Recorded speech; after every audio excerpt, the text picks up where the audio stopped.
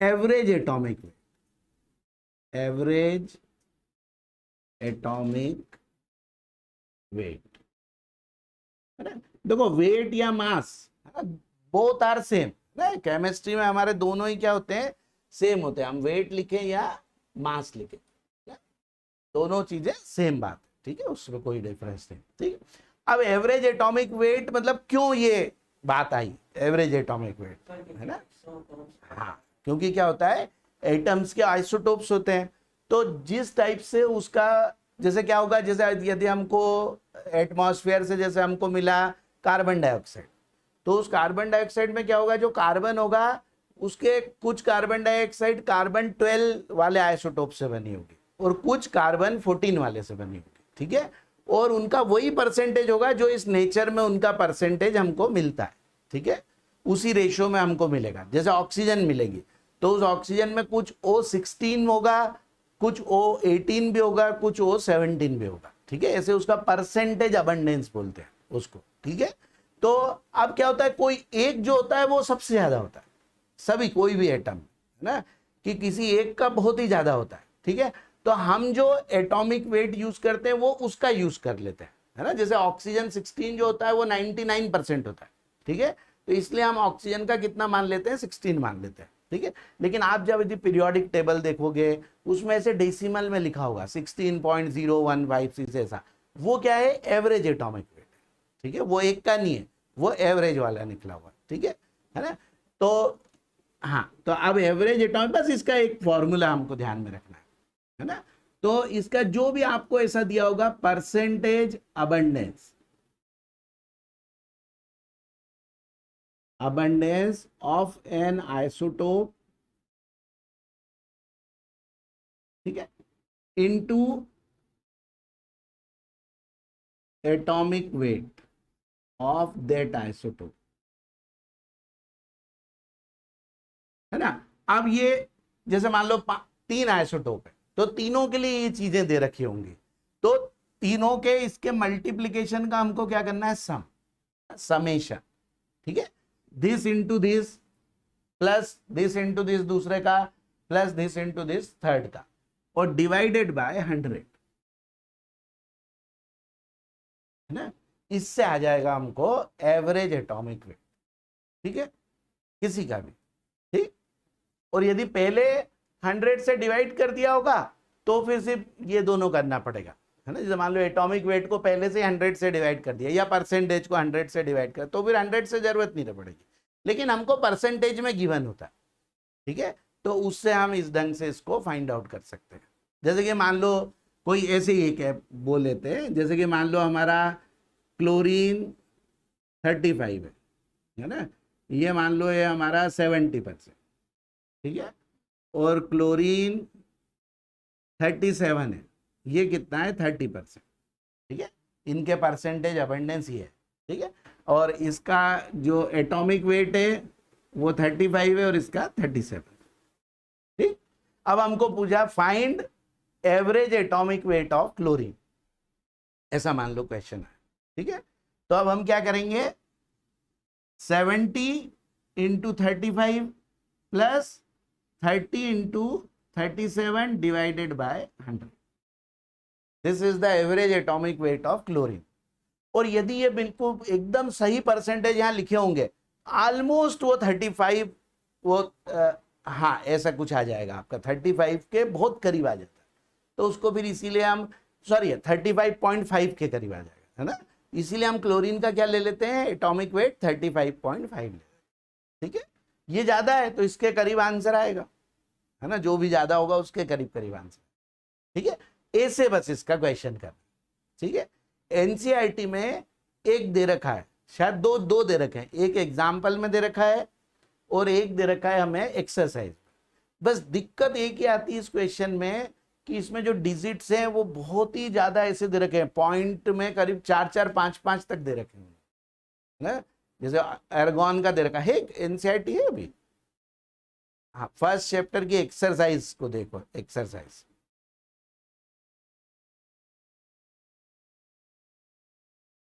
हाँ, और आ गया, एक मिनट, देखो क्वेश्चन नंबर है, देखो एक तो ये था कि क्लोरीन वाला मैंने करा था, तो उसमें 75, ये देखो क्लोरीन वाले में यहाँ पे 75.77, ठीक है, और ये है 24.23। अब आपका आंसर देखना एकदम 35.5 के करीब आएगा यदि ये डेटा ले, है ना। ये है क्वेश्चन नंबर 1.9, है ना। तो देखो एक तो ये दे रखा है और एक दे रखा है हमें क्वेश्चन नंबर 1.32। ये तो बहुत छोटा है, ये तो बहुत छोटा है, 75.77, और इधर हमें करना पड़ेगा 24.23। ये तो बहुत छोटा मल्टीप्लाई है, बड़ा नहीं है ये, है ना। बड़ा तो देखोगे तो अगला आएगा 1.32 में, उसमें दे रखा है एर्गॉन का 35.96755, इतना दे रखा है मोलर मास, मल्टीप्लाई बाय 0.337, ऐसा करना पड़ेगा, प्लस 37.96272 इंटू 0.063, है ना। अब ये हाँ उन्होंने हाँ 34.9689 दिया, तो आपको एक्चुअल में उसे, लेकिन आप लोग तो इससे लेके कर दो अभी तो, है ना, मतलब ऐसे कर देना, ठीक है, तो भी लगभग सही आ जाए। देखो अब ये स्कूल में जब पूछेंगे तो फिर ऐसे ही डेटा आएंगे जो इसमें दे रखे है ना, लेकिन यदि किसी कॉम्पिटेटिव एग्जाम में पूछा तो वो अच्छे से डेटा आएंगे उसमें, है ना, सिर्फ उन्हीं के लिए पूछेंगे, बाकी के लिए नहीं पूछेंगे, ठीक है ना। तो ये क्वेश्चन ऑलमोस्ट फाइनल एग्जाम में कभी नहीं आते, है ना, क्योंकि इतने ज्यादा कैलकुलेटिव होते हैं कि बहुत रेयरेस्ट चांसेस के आने के, लेकिन हमको पता होना चाहिए देखो कैसे करना, कभी आ गया तो कर सके, ठीक है। हो सकता है वो उसको थोड़ा इजी बना के दे दें, है ना। ऐसे मैं एक दो क्वेश्चन आपको दूंगा जो थोड़े इजी रहेंगे, या इस पे और भी कुछ आ सकता है ना। एवरेज देके इनका पूछ सकते हैं, इनके वेट भी पूछ सकते हैं, या परसेंटेज अबंडेंस पूछ सकते हैं, है ना, ऐसे भी कुछ क्वेश्चंस आ सकते हैं, ठीक है। तो एवरेज दिया होगा, और मान लो इन दोनों में से किसी, इन दोनों के वेट दे दिए, है ना, 3 दे देंगे उसमें, मान लो तीनों के वेट, मान लो ये 2 दे दिए और परसेंटेज पूछा हुआ, ठीक है, तो हम क्या कर लेंगे, एक को x मान लेंगे, दूसरे को 100 माइनस x मान लेंगे, और ऐसे करके फॉर्मूला लगा देंगे, है ना, तो वैसा आ जाएगा। वो मैं क्वेश्चन भेजूंगा, है ना, उस टाइप का, ठीक है। हाँ हो सकता हो, देखो अब मुझे पता नहीं 9th में होंगे तो, हाँ अब वो देखो ये क्या है कि बहुत कैलकुलेशंस बहुत होगा, बस इसके अलावा इसमें कुछ नहीं, क्वेश्चन में तो है ना आसान सा क्वेश्चन, लेकिन कॉम्पिटेटिव में आएगा तो आसान आएगा, ऐसा कैलकुलेशन आएगा कि आप उसको 2 मिनट में कर पाओ, 1 से 2 मिनट, ठीक है, इससे ज्यादा टाइम नहीं लगेगा, ठीक है ना। ये आगे ना समझ में आ गया कैसे करना है, बस, है ना, इतना सा वो है कि ये ऐसे निकालना है, जितने का भी दे रखा उसको ऐसा, ठीक है ना। और मान लो ये नहीं दिया होता और ये दिया होता कि इसका 35.5 है और ये दोनों नहीं दिए, है ना, अब ये निकालो कि ये परसेंटेज कितने, तो एक को x मान लेंगे, दूसरे को 100 माइनस x मान लेंगे, और यहाँ ये रख देंगे, और फिर सॉल्व कर देंगे तो x आ जाएगा, ठीक है, और 100 में से माइनस कर देंगे तो उसका आ जाएगा, ठीक है ना। मैं ये दोनों टाइप के क्वेश्चन आपको भेजूंगा, ठीक है, तो खुद ही ट्राई करना इसको, फिर कुछ प्रॉब्लम आएगी तो हम करेंगे, ठीक। तो this is called average atomic weight, इसीलिए आपको वो परसेंटेज में लिखा, मतलब फ्रैक्शंस में लिखे होते हैं, है ना, इसीलिए क्लोरीन का फ्रैक्शन, लेकिन क्लोरीन का क्या हुआ एकदम ऐसा आ गया 35.5, इसलिए हमने वही लेने लगे, है ना, क्योंकि दोनों के काफी हैं, मतलब दूसरे का कम से कम कितना था, अभी देखा था हमने 24.23% था कम वाला भी, बाकियों में क्या रहता है, जैसे हाइड्रोजन है तो उसमें 1 वाला है 99.9%, और 2 और 3 वाले एकदम ही डेसिमल में ही है, 1 से भी कम है सभी, इसलिए उसको 1 ले लेते हैं। लेकिन जिसमें एक इस टाइप का होता है उसमें फ्रैक्शंस में आते हैं हमेशा, जैसे कॉपर होता है उसका भी 63.5 इसीलिए आता है क्योंकि उसके जो दोनों आइसोटोप है उनकी क्वांटिटी काफी है ना, तो उनके फ्रैक्शन में हम लिख देते हैं, बाकी के तो हम नॉर्मल ले लेते हैं, ठीक है। नहीं तो एटॉमिक वेट कभी फ्रैक्शन में होता नहीं ना, क्योंकि एटॉमिक वेट होता है number of proton plus neutron करते हैं, तो फ्रैक्शन में कैसे होगा, लेकिन जब एक्चुअल वेट लो तो फिर फ्रैक्शन में आएंगे, ठीक है, क्योंकि वो प्रोटॉन प्लस न्यूट्रॉन है नहीं, proton weight of proton plus weight of neutron है, और वेट ऑफ प्रोटॉन न्यूट्रॉन हम ऐसे 1 1 मान लेते हैं एएमयू में, लेकिन एक्चुअली में वो 1 पॉइंट समथिंग होता है ना, तो वो एक्चुअल नहीं ले रखे हमने, सिर्फ उसको मान के कर रखे, ठीक है, नहीं तो हमारे लिए बहुत प्रॉब्लम हो जाएगी। ठीक है, आया समझ में, अच्छे से आया, ठीक है। अब देखो, अब एक हम ये बहुत ही इंपॉर्टेंट पार्ट कर रहे हैं अब इसका, सॉल्यूशन।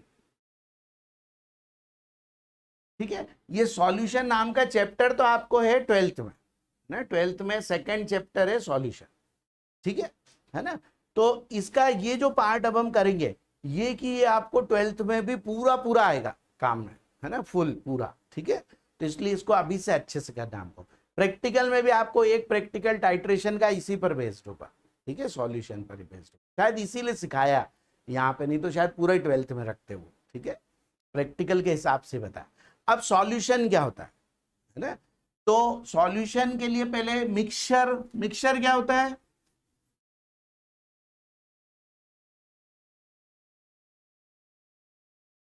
हाँ हाँ, इन अ फिक्स्ड रेशो, है ना, कि वेरियस सब्सटेंसेस को फिक्स रेशो में मिलाना, उसको हम क्या बोलते हैं, मिक्सचर बोलते हैं।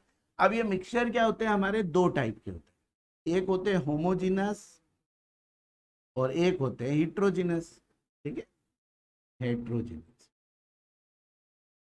अब होमोजीनस जो होते हैं, होमोजीनस मतलब completely miscible with each other, है ना, जितने भी कंपोनेंट है वो पूरी तरह से एक दूसरे में क्या हो गए, मिक्स हो गए। और जो हेट्रोजीनस होते हैं वो not completely miscible, completely miscible. अब ये कैसे डिसाइड होगा, कि तो वो ऐसे डिसाइड होता है कि जो हमको किसी भी माइक्रोस्कोप से, इवन अल्ट्रा माइक्रोस्कोप कोई सा भी ले लो, उससे यदि हम इन दो, जिस भी दो कंपोनेंट को मिलाया वो अलग अलग नहीं दिख पाए, तो वो क्या हो गया, कंप्लीटली मिसिबल हो गया। कोई से भी नहीं देख सकते, किसी से भी ये दिखेंगे नहीं अलग ना। लेकिन ये जो है, ये आपको कुछ तो नेकेड आई से पता लग जाएंगे, है ना, और कुछ आपको अल्ट्रा माइक्रोस्कोप से दिख जाएगा, कि जैसे मिल्क है, मिल्क को यदि आप अल्ट्रा माइक्रोस्कोप से देखोगे तो उसमें आपको दो अलग अलग टाइप के पार्टिकल, मतलब वाटर अलग नजर आने लग जाएगा और फैट और ऑयल उसका अलग नजर आने लगेगा, ठीक है। तो मिल्क इज हिट्रोजिनस, है ना। ब्लड है, ब्लड में भी ऐसे ही होगा, ठीक है, ब्लड भी हिट्रोजिनस है, ठीक है। लेकिन NaCl इन वाटर वो क्या होगा, होमोजीनस, उसको आप अलग अलग नहीं देख सकते ऐसे। हाँ, आप वाटर को इवापोरेट कर दो तो NaCl मिल जाएगा, है ना, वो अलग बात है, लेकिन ऐसे अलग अलग आपको नजर ही नहीं आएगा, है ना। शुगर इन वाटर, वो सब इधर हो जाएंगे, ठीक है। तो अब हिट्रोजीनस को पहले कर लेते हैं, कि ये भी दो टाइप के होते हैं, एक को बोलते हैं कोलाइडल और एक को बोलते हैं हम सस्पेंशन, कोलाइडल एंड सस्पेंशन, ठीक है। और होमोजीनस वाले को ही बोलते हैं हम सॉल्यूशन या ट्रू सॉल्यूशन, कई बार ट्रू वर्ड लगा देते हैं, है ना, क्योंकि कोलाइडल के आगे भी कई बार हम कोलाइडल सॉल्यूशन लगा देते हैं, है ना, इसलिए इसको ट्रू सॉल्यूशन बोलो। या लेकिन यदि आपने सिर्फ सॉल्यूशन बोला तो कोई भी यही समझेगा, जब तक आप कोलाइडल नहीं बोलो, या कोलाइडल के लिए ऐसा शॉर्ट फॉर्म यूज करते हैं सोल। आप केमिस्ट्री में यदि किसको सोल बोलोगे तो समझ जाएगा कि आप कोलाइडल की बात कर रहे हो, सॉल्यूशन बोलोगे तो वो सब इसकी बात करेंगे।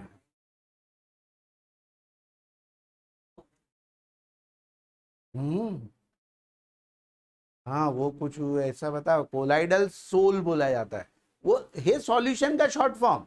मगर क्या हो, सॉल्यूशन में कंफ्यूजन क्रिएट होता है कि वो ट्रू सॉल्यूशन है कि कोलाइडल है, इसलिए इसके लिए सोल वर्ड यूज करने लगता है ना। अभी ये 12th के NCERT में मिलेगा भी ये, ठीक है। तो ऐसा वो कोलाइडल में सोल कैसे अलग कर पड़ा होगा, पता नहीं। हाँ हाँ, तो एक सस्पेंशन है, एक कोलाइडल है, एक सॉल्यूशन, तो कहीं उन्होंने सॉल्यूशन को शॉर्ट फॉर्म में लिख दिया हो, ऐसा कुछ हो, ठीक है, लेकिन नहीं करते, इसको ही लिखते, ठीक है। हाँ, तो ये है ना, तो ऐसे ये 3 टाइप के हो गए हमारे, मतलब मिक्सचर आर ऑफ 3 टाइप्स, है ना, ऐसे वैसे 2 थे, 2 में फिर 3 टाइप्स के हो गए, ठीक है।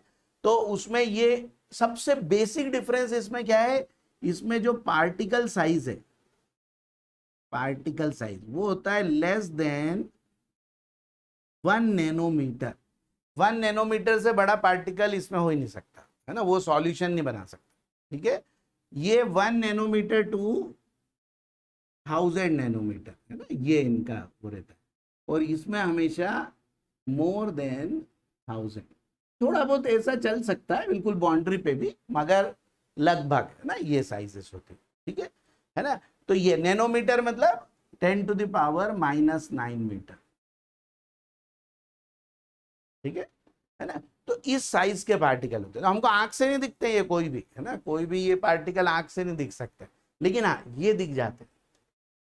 इससे बड़े पार्टिकल हम देख सकते हैं, जैसे सेंड इन वाटर, वो इसका एग्जाम्पल है। तो सेंड बिल्कुल अलग दिखती है हमें, है ना, तो ये सस्पेंशन का ही एग्जाम्पल हो गया, सेंड इन वाटर। बहुत सारी आपकी दवाइयां भी आती हैं, जो वो होते हैं ना सिरप्स, वो भी बहुत सारे सस्पेंशन होते हैं, तो वो ऐसे नीचे बैठ जाते हैं, इसीलिए बोलते हैं शेक वेल बिफोर यूज, है ना, क्योंकि वो ऐसे नीचे बैठ जाते हैं, तो सस्पेंशन फॉर्म में होते हैं वो, ठीक है। कई में तो ऐसा लिखा ही रहता है ना, कि ऐसे सस्पेंशन कैसे लिखा रहेगा, कोई सा भी नाम रहेगा तो ये सस्पेंशन ऐसा लिखा ही होता है कहीं, ठीक है। सॉल्वेंट अभी अभी करेंगे, सॉल्वेंट करेंगे, ठीक है, अभी ये ऐसा हुआ, ठीक है। तो ये है ना कि पार्टिकल साइज, ऐसे एक आध चलो और डिफरेंस कर लेते हैं। एक होता है टिंडल इफेक्ट, ये शायद ये पढ़ा हो, है ना, कि जो हमारे पार्टिकल ऐसे चमकते हुए दिखते हैं हमको, है ना, स्केटरिंग ऑफ लाइट करते हैं, उससे बोलते हैं। जैसे सेंड के वो डस्ट के पार्टिकल चमकते हुए दिखते हैं, है ना, या कोहरा वगैरह होता है, रात में हम जाओ तो वो चमकता हुआ दिखता है हेडलाइट ऑफ कार से, तो वो सब टिंडल इफेक्ट है। तो सॉल्यूशन में ये नहीं होता, नो टिंडल इफेक्ट, कोई भी सॉल्यूशन टिंडल इफेक्ट शो नहीं करेगा, ठीक है, ये करते हैं, ठीक है।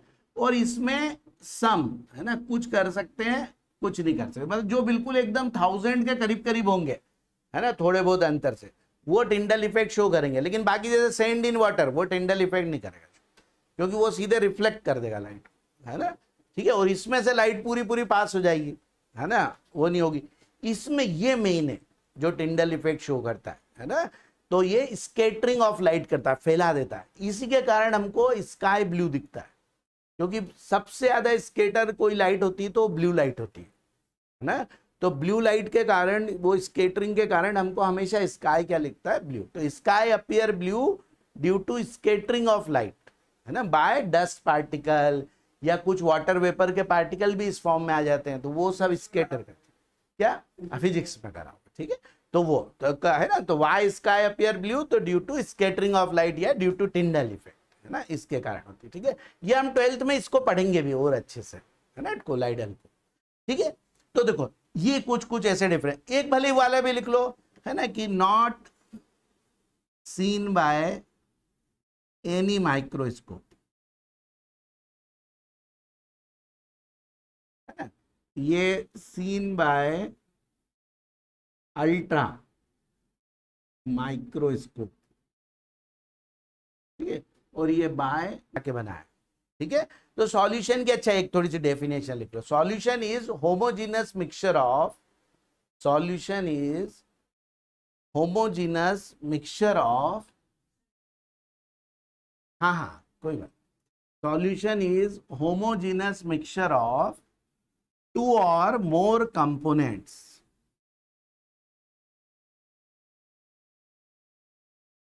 है ना, होमोजीनस मिक्सचर ऑफ टू और मोर कंपोनेंट्स, ठीक है। अब इसमें हमारे कोर्स में कैसे हैं, बाइनरी सॉल्यूशन, बाइनरी, है ना, मतलब जो सिर्फ दो से बने, हमारे कोर्स में सिर्फ उतनों के लिए हमको सब कुछ करवाया हुआ, ठीक है ना, कि जो दो कंपोनेंट से बने, ठीक है। तो अब ये बाइनरी सॉल्यूशन में अब दो कंपोनेंट है, तो एक को हम क्या बोलते हैं, सॉल्वेंट, और दूसरे को क्या बोलते हैं, सॉल्यूट, ठीक है, सॉल्वेंट और सॉल्यूट, ठीक। अब कर दूं क्या उधर, हाँ, कि सॉल्वेंट और सॉल्यूट,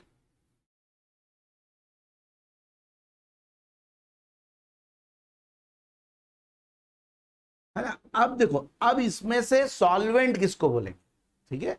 तो सॉल्वेंट क्या होता है,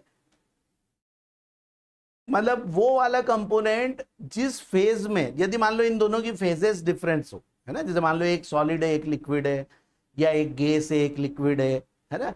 तो जिस फेज में हमको रिजल्टेंट सॉल्यूशन मिलता है उसको सॉल्वेंट बोल देते हैं, ठीक है। और दूसरा वाला अपने आप क्या हो जाएगा, सॉल्यूट हो जाएगा, ठीक है। हाँ, तो ऐसा लिखो, if phases of, if phase PHASE, if phase of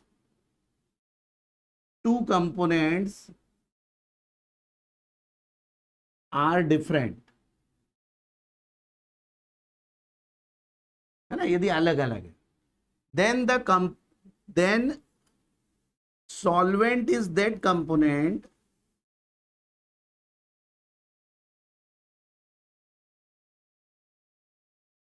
in which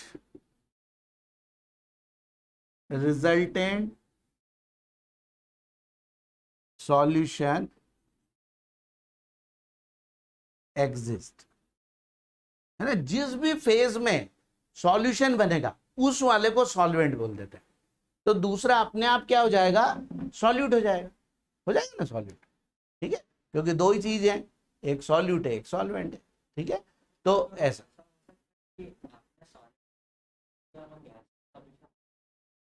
नहीं, ऐसे ऐसे सॉल्यूशन तो लगभग मतलब कोई इस टाइप का है नहीं, क्योंकि क्या है कि दोनों को मिला के फिर वो क्या होगा, देखो तभी ऐसा होगा जब वो रिएक्शन कर जाए, और रिएक्शन करेंगे तो फिर उसको सॉल्यूशन नहीं बोलेंगे, फिर वो अलग चीज ही बन जाएगी, क्योंकि जब रिएक्ट करें और गैस बना दे तभी तो होगा इस टाइप की चीज कुछ, है ना, कि तब ऐसी हो सकती, ठीक है। इसलिए वो फिर वो दैट इज नॉट सॉल्यूशन के अंदर रिएक्शंस नहीं होती है, सॉल्यूशन में दोनों चीज एग्जिस्ट करती है वैसी की वैसी। जैसे आपने शुगर और वाटर को मिलाया तो शुगर शुगर रहेगी, वाटर वाटर रहेगा, दोनों रिएक्ट नहीं करेंगे, ठीक है। हाँ, यदि उन्होंने रिएक्ट कर लिया तो फिर तो तीसरी चीज ही बन जाएगी, तो फिर वो फिर सॉल्यूशन नहीं होगा, वो तीसरी चीज बन जाएगी, फिर उसमें दो कंपोनेंट ही नहीं रहे, वो में रिमिक्स होकर तीसरा चीज नया बनाना, है ना, ऐसा होता है, ठीक है। अब आप जैसे जैसे आपको पता करना है कि सही में ऐसे अलग अलग रहते हैं कि नहीं, तो आप उसको बॉईल करके देखो, इवापोरेट कर दो वाटर को, तो शुगर बच जाएगी ना। जैसे अब सी वाटर से हम वो निकालते हैं, नमक निकालते हैं, ऐसे निकालते हैं, है ना, इवापोरेट कर लेते हैं तो उससे नमक निकल आता है, फिर उसको और मतलब उससे फिर NaCl को अलग करना, दूसरों को अलग करना, वो फिर थोड़ा बहुत आपको है एस ब्लॉक में, थोड़ा बहुत है हमें, है ना, कि कैसे NaCl को बनाते हैं हम, ठीक है ना। तो देखो ये ऐसे हमारा क्या हो जाता है कि जो फेज में रिजल्टेंट सॉल्यूशन बनता है वो क्या होता है, सॉल्वेंट होता है। लेकिन यदि फेजेस सेम हो तो फिर हमें ज्यादातर मतलब क्वांटिटी से फिर भी मतलब नहीं होता है, उस क्वेश्चन के उससे पता लग जाएगा। जैसे हमको दिया कि 220 gram of ethylene glycol is mixed with 100 gram of water, तो जिसमें मिक्स करा है वो उसी को सॉल्वेंट लेना, है ना, हमारे क्वेश्चन पर्पस के लिए, है ना। उसमें कभी भी ऐसा नहीं, हमको मन से नहीं सोचना, उसमें वैसा करना है, ठीक है। और वाटर है तो वाटर इज ऑलवेज सॉल्वेंट, है ना, वाटर कभी भी एज ए सॉल्यूट कहीं पे भी नहीं आएगा, ठीक है, हमेशा सॉल्वेंट के। तो वो क्वेश्चन की लैंग्वेज से अपने आप पता लग जाएगा, है ना, किसको सॉल्वेंट लेना है। कई बार ऐसी गलती कुछ बच्चों ने करी है, ऐसा एक क्वेश्चन दे रखा है बुक में जिसमें 226 ग्राम लिखा हुआ, शायद ethylene glycol is mixed with 200 gram of water, तो उन्होंने उल्टा ले लिया, क्योंकि उन्होंने ये समझा कि जिसकी क्वांटिटी ज्यादा वो सॉल्वेंट, है ना, लेकिन ऐसा नहीं, क्वांटिटी डिसाइड नहीं करती उसको, ठीक है। तो ऐसे हो जाएगा।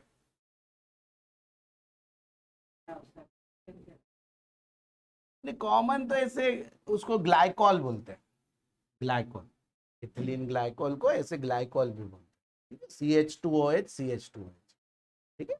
तो वो उसका फॉर्मूला होता है। तो ऐसे जैसे आपको लिखा है CCl4 is mixed in benzene, तो बेंजीन को क्या लेना, सॉल्वेंट, और CCl4 को सॉल्यूट। और ये ऐसा लिखा है benzene is mixed in CCl4, तो CCl4 सॉल्वेंट और बेंजीन सॉल्वेंट, जिसमें करा है उसको सॉल्वेंट, है ना, और जिसको करा है उसको सॉल्यूट लेना, ठीक है। आगे ना समझ में, लेकिन फेज अलग हो तो ऐसे डिसाइड होता है, मतलब एक्चुअल में कोई पूछे कभी, मान लो वाइवा में पूछे उसमें, तो आप ये डेफिनेशन बोलना कि फेज अलग है तो ये होगा, ठीक है, क्योंकि प्रैक्टिकल में पूछ सकते हैं वाइवा में क्वेश्चन, ठीक। अब हम देखो सॉल्वेंट के लिए हमेशा ऐसा कैपिटल A यूज करेंगे और सॉल्यूट के लिए B यूज करेंगे, ठीक है ना। तो अब सबसे इसकी जो मेन इंपॉर्टेंट प्रॉपर्टी होती है वो कॉन्सेंट्रेशन होता है, कॉन्सेंट्रेशन, ठीक है। हाँ, अब ये लिखते हैं हमने, अब ये हेडिंग डालो, कॉन्सेंट्रेशन ऑफ सॉल्यूशन, ऐसे सिंपल वर्ड में तो कॉन्सेंट्रेशन यही हो गया है ना, कि सॉल्यूट का कितना ज्यादा पार्ट है या कम है उसको बताना। लेकिन हम कई तरह से इसको मेजर करते हैं, ठीक है।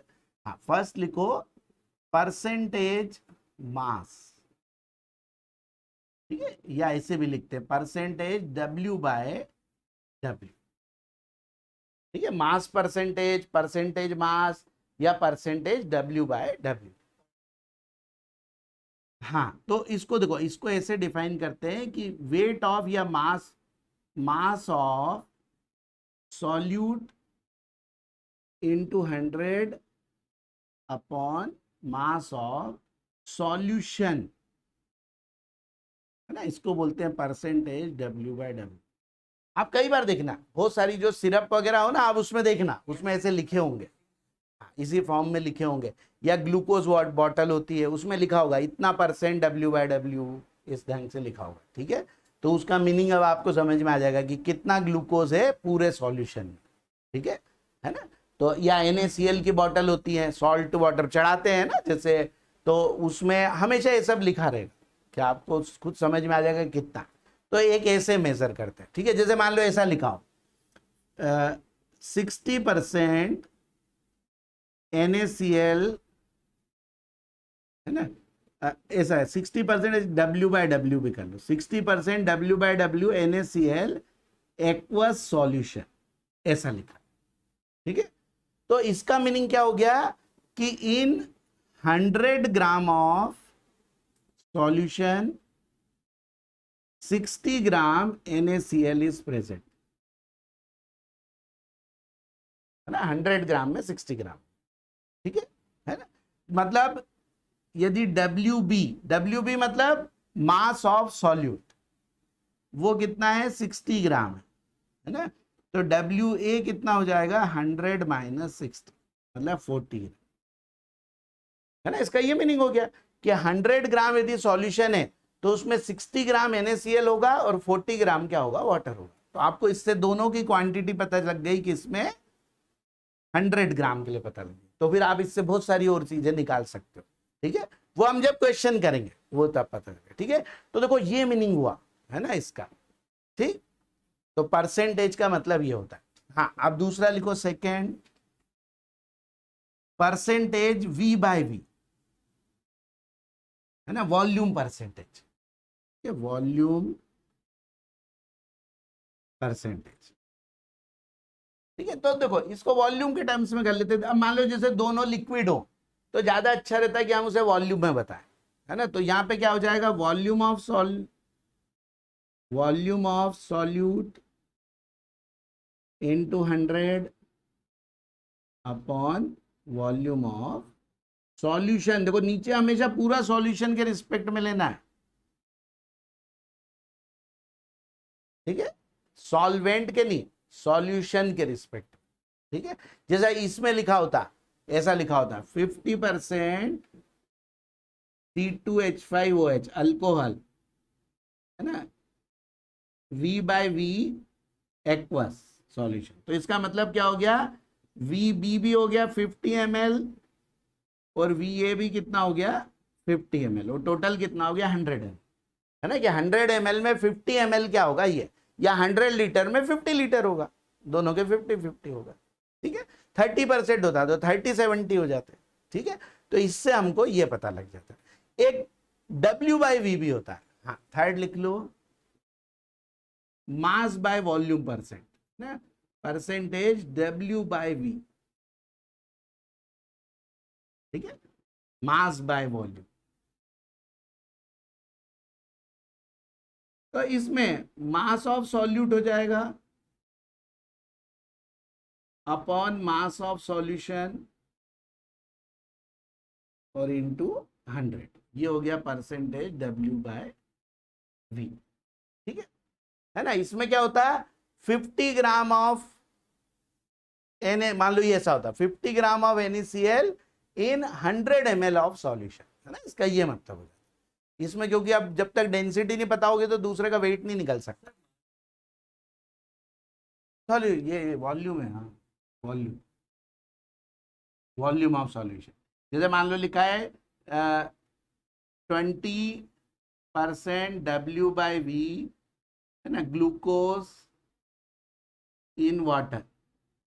ठीक है, तो इसका मतलब हो गया 20 gram glucose in 100 ml water, है ना ये। ठीक है, ऐसे तो आपको ये चीजें पता लग जाएंगी। ठीक है, तो आप कोई भी बॉटल पे देखना, सिरप्स वगैरह में हमेशा देखा करो, है ना, कि क्या लिखा है उसमें। ठीक है, हाँ W/W सबसे ज्यादा होता है, और कई बार W/V भी रहता है ना, कोई सॉलिड को डालेंगे तो W/V कर देंगे। ठीक है, तो जब भी देखो मतलब देखना पढ़ना, उससे आपको फायदा भी मिलेगा। बाद में हमको 12th में भी ऐसे chemistry in everyday life chapter है, तो उसमें दवाइयों के नाम भी है ना, तो ऐसे पढ़ा करो क्या कंपोनेंट है क्या वो है, और कायदे से पढ़ना ही चाहिए, है ना। हम जो पढ़े लिखे लोगों को मतलब हमेशा देख के लेना चाहिए कि इसके कंटेंट क्या। हमेशा कोई भी दवाई लो तो बिना कंटेंट देखे मत लो। ठीक है, तो देखो ये हुआ। हाँ, अब नेक्स्ट फोर्थ, मोल फ्रैक्शन। ये काफी इंपॉर्टेंट चीज है, मोल फ्रैक्शन। मोल फ्रैक्शन को ऐसे काय, इसको बोलते हैं काय, है ना, या हम एक्स भी बोलेंगे इसको, इससे डिनोट करते हैं। ठीक, तो इसकी देखो डेफिनेशन भी पूछ सकते हैं ना। हाँ, तो ऐसा लिखो, शायद इस बार 12th के बोर्ड में भी आई है इसकी डेफिनेशन। तो ऐसे लिखो कि ratio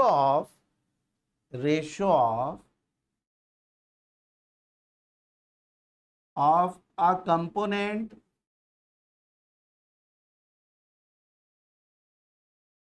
of solution to sorry एक मिनट है ना, ratio of number of moles of a component, number of moles of a component of solution to total number of moles present in solution,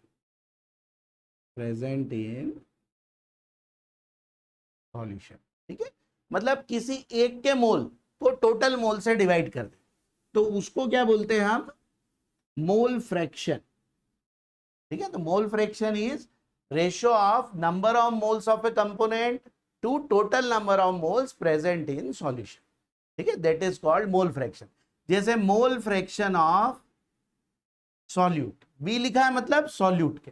ठीक है, तो ये क्या हो जाएंगे, moles of solute divided by moles of solute plus solvent. हम binary कर रहे हैं, है ना, तो बस दो चीजें हैं, तो इससे इसको क्या बोलेंगे, ये एनबी क्या है, मोल्स ऑफ सॉल्यूट, है ना, Na क्या है, मोल्स ऑफ सॉल्वेंट, है ना, और एनबी तो ये सेम है। ठीक है, ऐसा। ठीक, तो इसका मतलब मोल फ्रैक्शन हमेशा 1 से क्या आएगा, कम आएगा, है ना, क्योंकि टोटल से डिवाइड कर रहे हैं हम, तो स्मॉलर क्वांटिटी को डिवाइड कर रहे हैं, इसलिए हमेशा क्या होंगे, mole fraction are less than 1 ना। 1 का मतलब है कि एक ही चीज हो जाए। ठीक है, तो हमेशा मोल फ्रैक्शन लेस देन 1 आएंगे, लेकिन इनका जो सम होगा ये कितना होगा, हमेशा 1। ठीक है, दिस प्लस दिस करोगे तो 1 आ जाएगा, Na/Na+Nb। ठीक है, देखो जिसका भी मोल फ्रैक्शन निकालना उसके मोल डिवाइड बाय टोटल, है ना। ठीक है, ऐसे चलो एक क्वेश्चन करते हैं इसमें। ठीक है, एक क्वेश्चन भी करते हैं हम। हाँ, ऐसे लिखो। हाँ ठीक है, ये लिख लो फिर कर।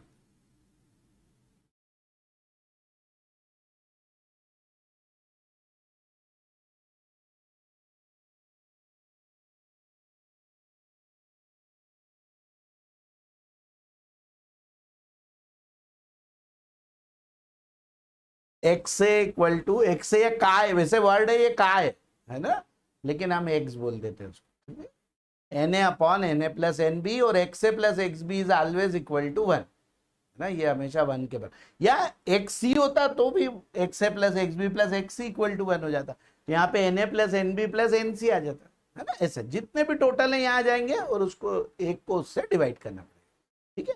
हाँ, अब ऐसा लिखो कि 360 ग्राम ऑफ, हाँ 360 gram of glucose, question 360 gram of glucose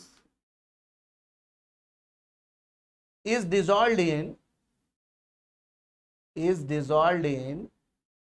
90 gram of water, is dissolved in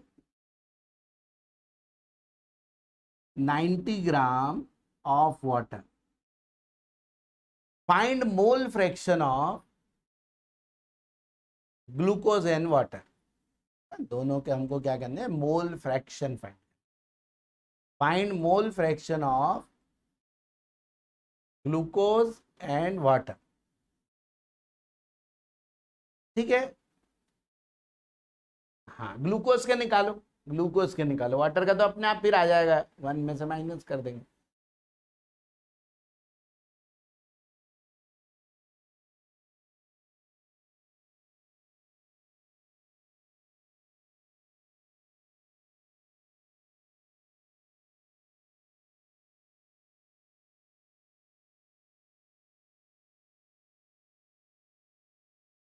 है ना, सबसे पहले तो चलो ग्लूकोज का मोलर मास मैं ही बता देता हूँ, 180 है ना।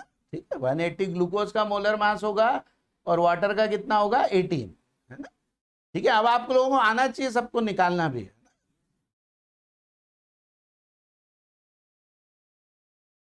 वो तो आप सब याद ही हो गए होंगे, एटॉमिक वेट तो है ना, तो उससे फिर हम निकाल, और पूछ के तो देखो मैंने बोले ही थे, याद ही कर लेना।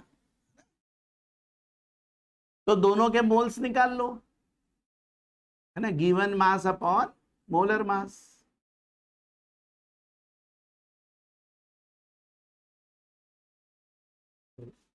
वाटर के क्या आ गए, 5 आ गए, है ना। तो x ऑफ C6H12O6 क्या आ जाएगा, मोल्स ऑफ C6H12O6 मतलब 2 डिवाइडेड बाय 2 प्लस 5, मतलब 2/7, मतलब हो गया 0.27, है ना, 0.27 हो गया। ठीक है, आया समझ में आया, दोनों के मोल्स निकाल के फिर उसको डिवाइड कर, और उसके कितने हो जाएंगे वाटर के, 1 माइनस, हाँ 1 माइनस 0 या 5/7, 5/7, तो ये हो जाएगा 0.73। ठीक है, तो देखो ऐसे बस देखो मोल फ्रैक्शन के ऐसे क्वेश्चंस हो, है ना, तो इससे हमारा क्या आ जाएगा, मोल फ्रैक्शन।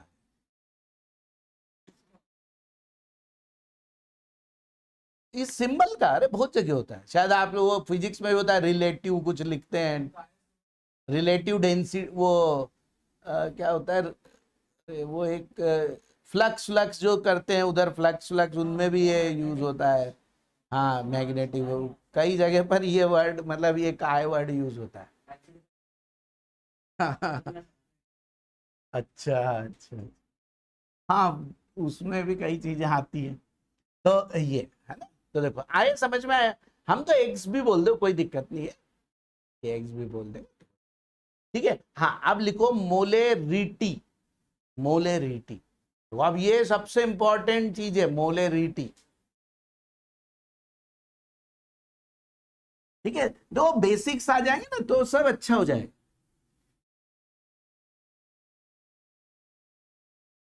मोलेरिटी,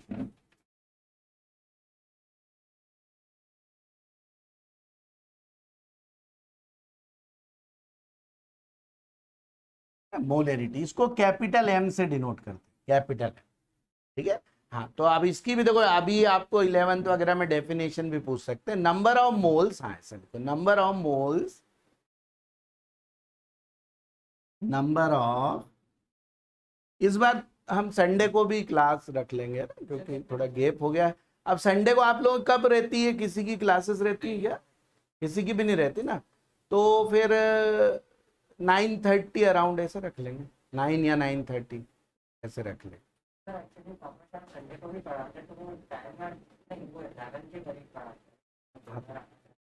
पूछ लेना, तो थोड़ा बहुत नेक्स्ट क्लास में बता देना मुझे, तो अपन थोड़ा एडजस्ट कर लेंगे टाइम, कोई बात नहीं ना।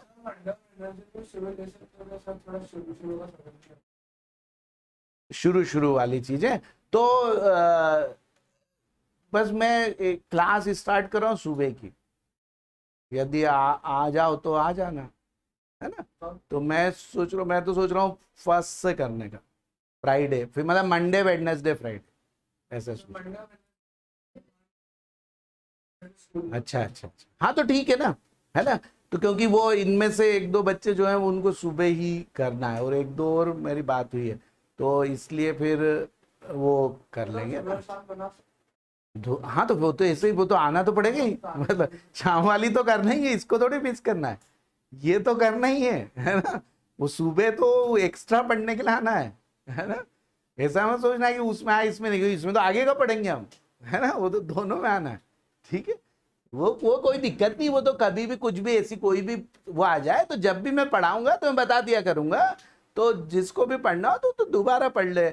उसके अलावा अभी ड्रॉपर्स वाली भी स्टार्ट होंगी, उसमें कोई टॉपिक पढ़ना तो वो टाइम मैच कर जाए तो उसमें पढ़ लेना, नहीं कुछ हो ऑनलाइन घर पे पढ़ लेना, मैं लिंक भेज दूंगा, है ना। कोई भी ऐसी प्रॉब्लम आए तो बिल्कुल बताना ना, क्योंकि वो तो करना ही है, ठीक है। बस ये कि हर चीज को कोशिश करो कि 11th में अच्छा हो जाए, है ना, कि इसमें ऐसा नहीं छूटे कि 12th के लिए रह जाए, ठीक है। हाँ, number of moles of solute in 1 litre of solution, देखो सॉल्यूशन है ना, और 1 लीटर है, ठीक है। Number of moles of solute in 1 litre of solution, वैसे ये वर्ड भी यूज कर सकते हो, number of moles of solute dissolve in 1 litre of solution, present in 1 litre of solution, है ना, या इन 1 लीटर ऑफ सॉल्यूशन का भी वही मीनिंग, ठीक है। तो molarity capital M is equal to number of moles of solute, मतलब N B divided by V. देखो वी में हमने ना ए या बी नहीं लगाया, इसका मतलब ये पूरे सॉल्यूशन का है, ठीक है। ये लिख लेता हूं, वी वॉल्यूम ऑफ सॉल्यूशन, है ना, वॉल्यूम ऑफ सॉल्यूशन, ये काय में है, इन लीटर्स, ठीक है, volume of solution in litres, ठीक। इसको बोलते हैं मोलेरिटी, है ना, ठीक है। अब नंबर ऑफ मोल्स का फॉर्मूला क्या होता है, given mass upon molar mass, तो यहां पे हम करते हैं डब्ल्यू b upon m m b, है ना, मोलर मास ऑफ सॉल्यूट, ठीक है। वॉल्यूम ज्यादातर आपको एमएल में दिया होगा, तो उसको एमएल से यदि हमको लीटर में कन्वर्ट करना है तो 1000 से डिवाइड करेंगे, तो 1000 क्या चले जाएगा, ऊपर चले जाएगा, तो into 1000 upon V in mL, ठीक है। तो ज्यादातर आपको ये यूज करना पड़ेगा, डब्ल्यू b given mass of solute, ठीक है, डब्ल्यू बी है given mass of solute,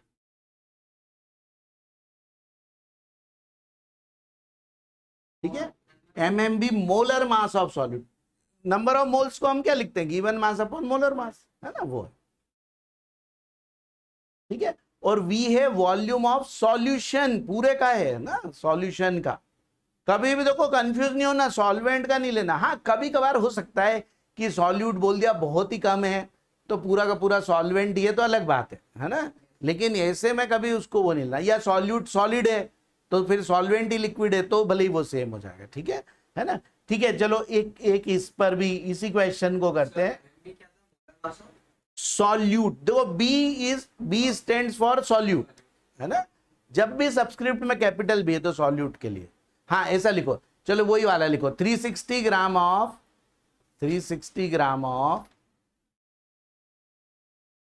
glucose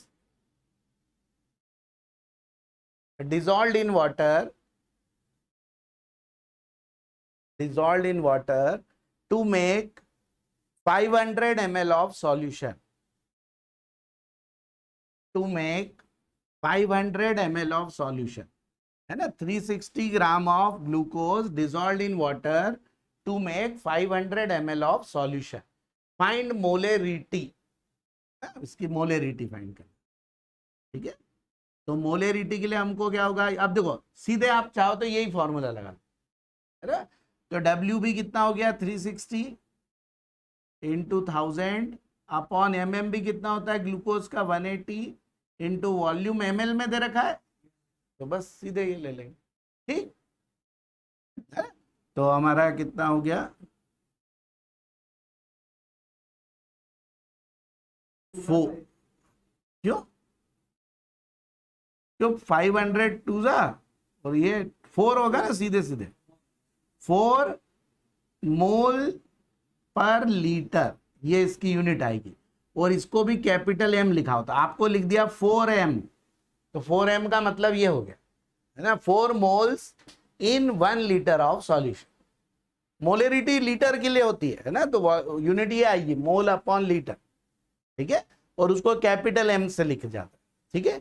दो जैसे आपको जैसे ऐसा लिखा 2m HCl, है ना, एक्वस सॉल्यूशन, तो इससे आपको इतना समझ में आ जाएगा 2 मोल HCl present in 1000 ml of solution या 1 लीटर ऑफ सॉल्यूशन, है ना, ये मीनिंग होता है 2m का, ठीक है। ये भी लिख लो, ये भी एक बहुत काम में आएगा ये चीज, ठीक है। बाद में हमें कुछ क्वेश्चंस होते हैं जो सॉल्यूशन चैप्टर में 12th में दे रखे हैं, उनमें आपको कभी भी ये चीज लिखो, इसका ये मीनिंग हो जाता है। इससे आपको पता लग गया कि HCl के मोल्स कितने हैं, 2 हैं उसमें, और टोटल वॉल्यूम ऑफ सॉल्यूशन कितना है 1 लीटर या 1000 ml सॉल्यूशन का, ठीक है। अब वो बोलेगी मतलब क्योंकि HCl भी लिक्विड हो सकता है, इसलिए हम ये नहीं बोल सकते कि पूरा वाटर है 100 ml, मतलब सॉरी 1000 ml वाटर है, ये नहीं बोल सकते, ठीक है। इतना हम बता सकते हैं, ठीक है। हाँ, बस एक और फॉर्मूला लिखते हैं, फिर नेक्स्ट क्लास में करेंगे, ठीक है। मोलेरिटी का ही एक और फॉर्मूला, ठीक। ये आया ना समझ में, कहीं भी ऐसा लिखा हो, इसका ये मीनिंग होता है कि 1000 ml में इतना, है ना, 2 मोल से। अब 2 मोल से आप ग्राम भी वेट भी निकाल सकते हो, 2 इंटू मोलर मास कर दोगे तो वेट ऑफ HCl आ जाएगा, होता है ना, क्योंकि नंबर ऑफ मोल मतलब given mass upon molar mass, तो given mass equal to moles into molar mass, तो आपको ये पता लग जाएगा इतने ग्राम HCl डला है 1000 ml, ठीक है। तो ये सब बहुत यूटिलिटी की होती है ना चीजें। हाँ, तो अब बस एक और लिख लो, इफ, हाँ ऐसा लिखो, if percentage W/W and density of solution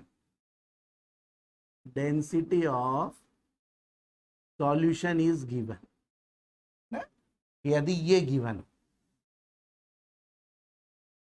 हाँ मास अपन वॉल्यूम होती है, लेकिन हमको वॉल्यूम नहीं दिया है ना, सिर्फ परसेंटेज मास और ये दिया, तब हमको मोलेरिटी निकालना है ना, तो हम कैसे निकालें, ठीक है ना। तो अभी तो मैं क्या कर रहा हूं, सिर्फ ये फॉर्मूला लिखा दे रहा हूं, नेक्स्ट क्लास में इसको हम डिराइव करेंगे, ठीक है, कैसे करा, कोशिश करना आप लोग, किसका नहीं आएगा कुछ नहीं, फॉर्मूला इसे हमें करना है, लेकिन क्या है कभी भूल गए फॉर्मूला, है ना, तो इसलिए, क्योंकि डेरिवेशन क्या 3 लाइन का तो है ना, 2-3 लाइन का, इसलिए कोई वॉल्यूम निकालना है आपको डेंसिटी के टर्म्स में, ठीक है। तो आप लोग ट्राई करना, देखना, है ना, कि इससे निकाल पाओगे कि नहीं। इसको परसेंटेज W/W को x मान लेना, है ना, और डेंसिटी को d मान लेना या रो मान लेना, और करके अभी मैं फॉर्मूला लिखा देता हूं, परसेंटेज W/W जो भी दिया हो वही सीधे सीधे रख देंगे, कुछ निकालना नहीं, उसका परसेंटेज जो दिया वही रखना, इनटू डेंसिटी ऑफ सॉल्यूशन रो लिख लो, चलो रो इंटू 10 अपॉन mmB, इससे आ जाएगा, ठीक है।